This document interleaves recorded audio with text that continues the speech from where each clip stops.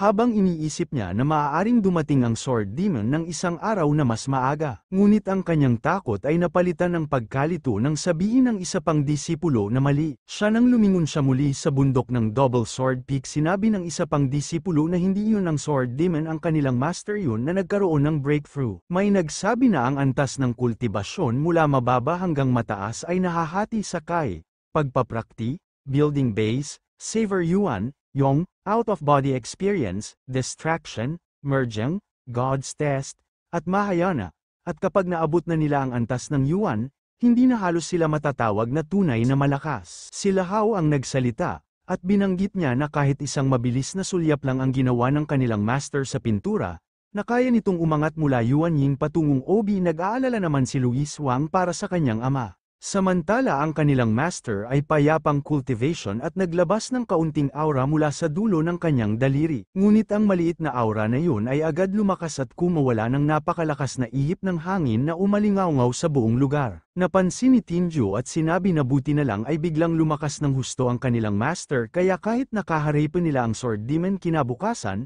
malaki ang posibilidad na kaya nila itong malabanan. Samantala, nanatiling tahimik si Lahao habang iniisip ang mga susunod na mangyayari. Napatulala ang lahat habang ang kanilang master ay tila malalim ang iniisip nang bigla niyang mapansin ang kakaiba. Isang bahagi ng bubong ang biglang gumuho ng isang pulang espada ang bumaon dito. May aninong mabilis na lumayo mula roon at agad itong napansin ni Bisu Wang, kaya tinanong niya kung iyon ba ang Sword Demon. At tama siya, yun nga ang Sword Demon. Habang lumitaw ito may mapanuyang ngiti sa kanyang labi at nagtanong kung yun ba ay isang biglaang breakthrough, saka idinagdag na yun ang unang pagkakataon na nakakita siya ng ganoong bagay. Nakatitig mula sa itaas, ibinaba ng Sword Demon ang tingin sa kanila at nagsabing nakakatuwa. Kinabahan si Byuang, hindi makapaniwala na kaharap na nila mismo ang kinatatakutang nilalang. Biglang pinakawalan ng Sword Demon ang napakalakas nitong aura at tinawag ng buong sigla ang master ng 10,000 sword sect. Tinawag ng Sword Demon ang pangalan ng kanilang pinuno Bawachan at sinabing gusto niyang makumpirma kung siya nga iyon. Idinagdag pa niya na tatandaan niya yun. Nagulat si Lahao nang tuluyang maunawaan na ang kaharap nila ay ang mismong Sword Demon. Samantala, tinanong ni Bisu Wang ang nilalang kung bakit naroon ito, gayong napagkasunduan nilang bukas pa ang laban. Ngumiti ng mapanukso ang Sword Demon at ipinaliwanag na nakakita siya ng isang breakthrough, kaya't na-curious siya at hindi napigil ang pumunta ng mas maaga. Aniya, normal lang ang ganoong pagkamausisa, gaya ng isang bata, at lalo na't 3 taong gulang pa lang daw siya sa tunay na edad, at dahil naroon na siya, mas mabuting magsimula na sila ni Bawachan sa kanilang laban. Bagamat nanatiling kalmado ang mukha ni Bawachan, na bahala siya sa sinabi ng Sword Demon. Napansin ng kalaban na tila handang-handa ang pinuno at mas lalo itong ngumisi ng nakakatakot. Maghanda ka na mamamatay ka, malamig na wika ng Sword Demon.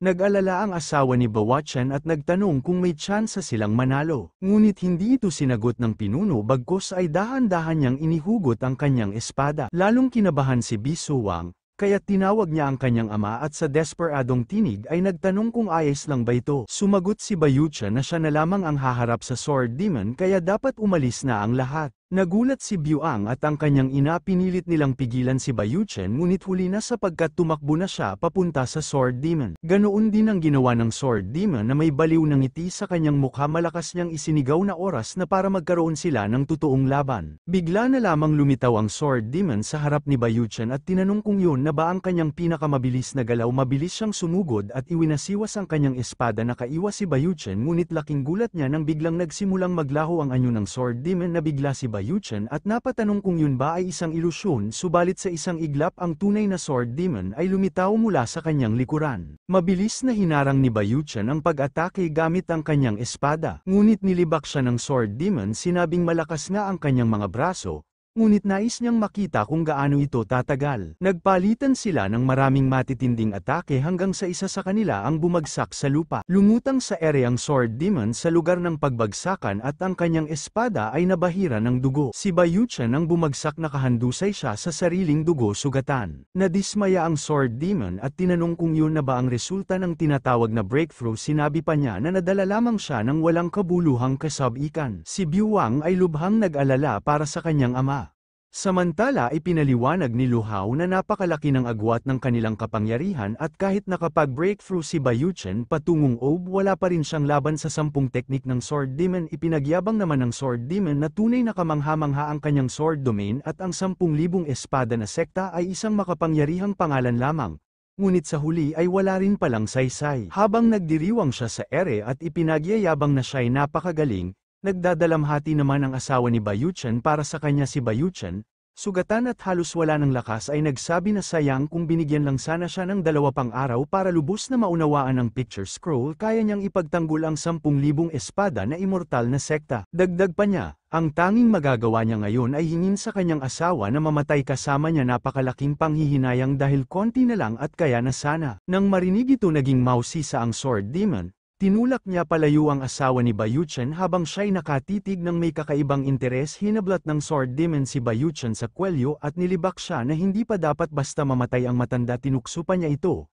Tinanong kung paano nasabi ni Bayuchen na konti na lang gayong nahuli niya ito sa loob lamang ng ilang segundo at kung hindi ba niya yon ibibilang. Umubo ng dugo si Bayuchen ngunit mariing sinabi na kahit napakalakas ng sword awareness ng Sword Demon kung ihahambing sa pintor ng nasa scroll, isa lamang itong butil ng alikabok. Nang marinig yun naging labis na mausisa ang Sword Demon tungkol sa painting. Hinablat niya ito mabilis na lumingon upang pagmasdan ngunit siya'y natigilan at hindi makapagsalita. Sa galit ibinagsak niya ang painting sa lupa at sumigaw na peke ito. Inundayan niya ng maraming beses ang scroll gamit ang kanyang espada, pinupunit at winawasa. Habang ginagawa niya yun, tumulo ang kanyang mga luha at isinigaw niyang dahil imposible raw na may tao sa mundo na kayang gumuhit ng ganoong uri ng sword awareness. Labis na nabagabag ang Sword Demon Worrybang may napakabigat na pasan sa kanyang ulo. Bigla siyang nagdilim ang mukha at naglabas ng nakakakilabot na aura, saka nag-utos na dalhin siya sa taong yun.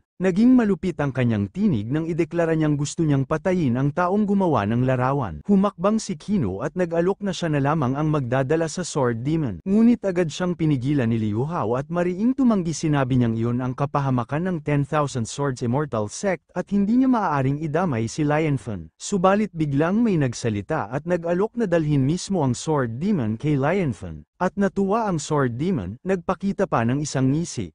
Ito ay si Biu Wong ang nagsalita. Inaalok niyang dalhin ang Sword Demon kay Lianfen ngunit may kondisyon. Kailangang sumumpa ang Sword Demon na patatawarin muna ang lahat ng disipulo ng sekta at ang kanyang ama at ina bilang kapalit. Nagtawa ang Sword Demon at tumanggi ngunit nag-alok siyang pinakakaunti. Papatayin muna niya ang pintor ng painting saka babalik upang patayin ang iba. Nanginginig si Biu Ang ngunit pumayag din siya.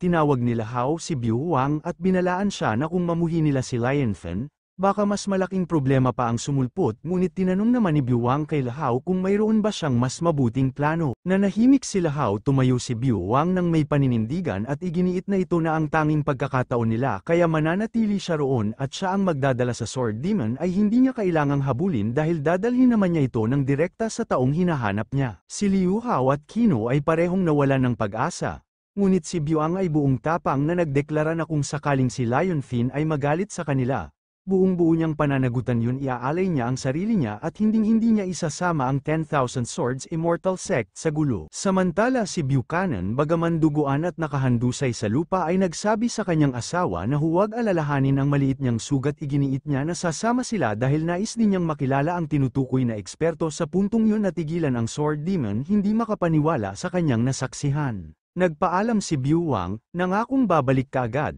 Ginamit niya ang kanyang kasanayang sabdo at mabilis na umabante. Habang sinusundan siya ng Sword Demon at sumisigaw na hintayin siya, mariin niyang sinagot na wala nang kailangang habulin dahil siya mismo ang magdadala rito sa taong nais nitong makita. Ang tsansa niya ng panalo kung makakaharap niya ang pintor ng painting na pangisi ang Sword Demon. Ngunit bahagyang nag-alala bagaman napakalakas ng kamalayan ng espada sa pintang iyon. Naisip niya, malamang ay ginugol ng pintor ang lahat ng kanyang lakas sa gawaing iyon. Kung ganoon tiyak na kaya ko siyang patayin kung gagamitin ko ito sa aking kalamangan. Ilang sandali lang, damapo na sila sa lupa at tumigil sa harap ng tahanan ni Lianfen. Mariing ipinahayag ni Biu Wang na narating na nila ang lugar. Bigla namang dumating sina Buchanan at ang kanyang asawa na ikinagulat ni Biu Wang. Tinanong niya kung bakit nandyan sila. Nagyakapan ang tatlo. At nang magkomento ang ina ni Byuang na sila na ang haharap sa anumang kahihinatnan, biglang sumigaw ang Sword Demon na nakakainsulto, sinabing nakakadiri iyon at idadadala niya silang lahat sa impyerno. Itinapat ng Sword Demon ang kanyang pansin sa tahanan ni Lionfen,